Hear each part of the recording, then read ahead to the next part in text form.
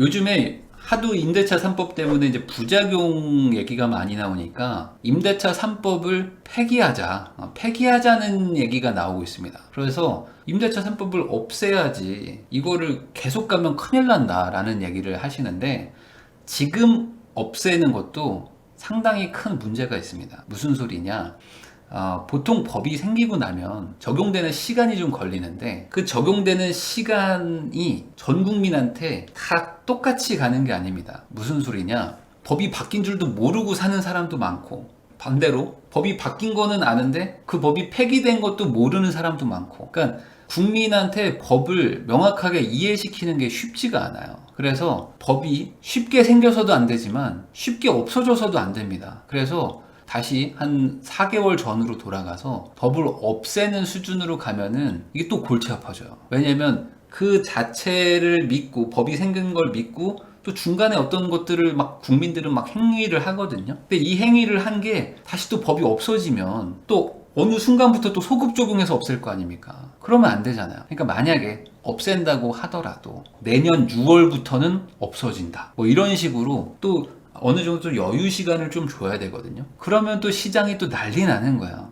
난리 납니다. 그렇다고 소급해가지고 없애기로 하겠다라는 거는, 그렇게 하는 순간 정권을 놔야 되는 거죠. 내가 이런 걸 했는데 사회적으로 이렇게 큰 혼란이 생겼는데 미안합니다, 잘못됐네요 라고 없애는 것도 사회적 혼란이 엄청나다. 그래서 지금 이 상황에서 만약에 어떤 해결책을 찾는다면은, 지금 뭐 국민의힘 의원들이 몇 명이 좀 발의한 게 있어요. 가장 큰 거 뭐냐? 누가 됐든, 매수자가 됐든 뭐 기존 주인이 됐든 누가 됐든지 간에 실거주 하겠다고, 주인이 실거주 하겠다고 하면은 임차인은 무조건 집을 비워줘야 된다. 이거부터 먼저 명확하게 법을 만들어야 됩니다. 그러니까 민주당에서 임대차 3법을 이제 막 강행할 때 가장 논란이 됐던 부분이, 요럴 수도 있고 저럴 수도 있고, 이거를 막 Q&A로 해설집 같은 걸 만들었어요. 그래가지고 이렇게 해도 되고 저렇게 해도 되는데 이거는 서로 사이좋게 하세요, 뭐 서로 슬기롭게 대화하세요, 뭐 이런 식의 해설집을 써놨거든요. 그게 사실 가장 큰 문제입니다. 그럼 법은 심플해야 된다고 그랬잖아요. 그래야지 서로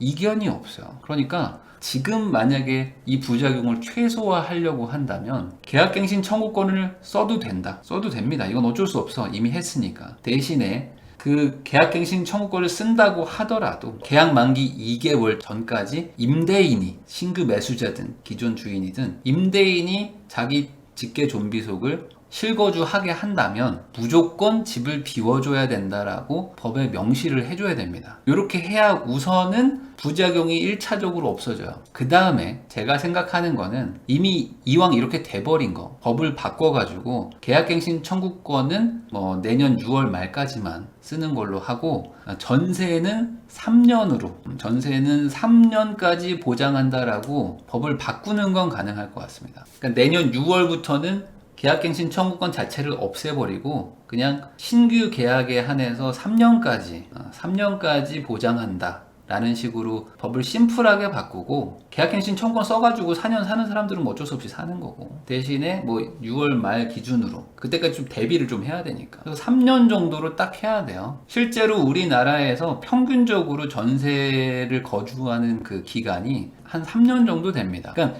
2년은 사실 조금 짧긴 짧아요. 왜냐면 우리나라 뭐 학제를 보면 보통 이제 초등학교 6년, 그리고 이제 중학교 3년, 학교 3년이죠. 거기다가 이제 그 대학을 보통 애들이 4년 정도 안 다니고 좀 더 다니잖아요. 맞죠? 군대도 가고 휴학도 하고 막 이러니까 3년 정도에 맞추는 게 사실은 가장 좋긴 좋죠. 그리고 4년으로 해버리면 중개사들의 일감이 급감하고, 그리고 인테리어 같은 것들도 수요가 급감합니다. 그러니까 뭐 도배, 장판 이런 사람들도 많이 망하게 돼. 너무 길게 잡아버리면 임차인들이 이동이 적어지니까, 이왕 늘려버린 거 다시 2년으로 돌아가면은 조금 그러니까 한 3년 정도로 해서 전세는 3년을 보장한다. 그리고 계약갱신 청구권을 몇 월까지만 쓰고, 우선 급한 불 끄는 용도로 했던 거니까 한 6개월 있다가 없어지게 하고, 그리고 전세는 그냥 심플하게 3년. 그렇게 해놓으면 그나마 조금 뭐 부작용이 없어지지 않을까. 그리고 실거주한다 그러면 무조건 비워주는 걸로. 3+3을 하면 어떨까요? 3+3 하면 큰일 나죠.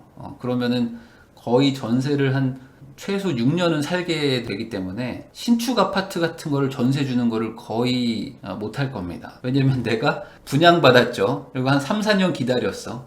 근데 입주 단계야. 근데 이때 만약에 전세를 맞춰주잖아. 그러면 얘가 6년을 살아버려. 그럼 나는 신축 아파트 살고 싶어서 분양받았는데 전세 입주 하나 맞추는 바람에 6년을 그냥 이 사람이 살게 되면은 이거는 더 이상 신축 아파트는 안 되잖아요. 그러니까 새 집을 분양받는 것도 부담스럽지만 새 집을 분양받은 사람들이 차라리 빈 집을 둘지언정 전세를 주려고 안 하겠지. 그러니까 전세 기간이 너무 긴 것도 사실 그게 좋다고 볼 수는 없어요. 지금 현 정부나 정치권에서는 유럽식을 따라가야 된다라고 해요. 그러니까 유럽이나 뭐 LA 같은 뭔가 조금 임차인들의 어떤 그런 권한을 많이 보장하는 곳들을 따라가야 된다고 하는데, 그게 겉만 보면 임차인을 되게 위하는 것 같지만 대부분 임차인의 권리가 높은 곳들은 전 월세, 월세죠. 거기 월세밖에 없으니까. 월세가 엄청 높고 집을 구하기가 힘들고 되게 임차인들이 되게 힘들게 삽니다. 그러니까 보호를 많이 할수록 힘들어져요. 임차인들이 힘들게 살아. 막 면접 보러 가고 막 이력서 만들어 가지고 전 주인한테 막 평판까지 막 받아와 가지고 이 사람이 월세를 잘 냈다 막 이런 것까지 사인 받고 막 그런 것까지 해서 내도 뭐 60대 1의 확률로 집을 못 구하고 집은 고쳐주지도 않고 집이 없어가지고 막 떠돌아다니는 사람들이 많거든요. 그러니까 무작정 보호한다고 되는 게 아니에요. 사실 이거는 시장 원리에 어느 정도는 맡겨놔야 되는데 너무 일방적으로 보호를 한다고 한 거, 거기다가 해석까지, 그 애매모호한 해석까지 임차인 위주로 해버리면서 완전히 지금 부작용이 커져버렸죠. 그래서 부작용을 최소화하는 방법은 아까 말한 그 정도로 하면 되지 않을까 싶네요.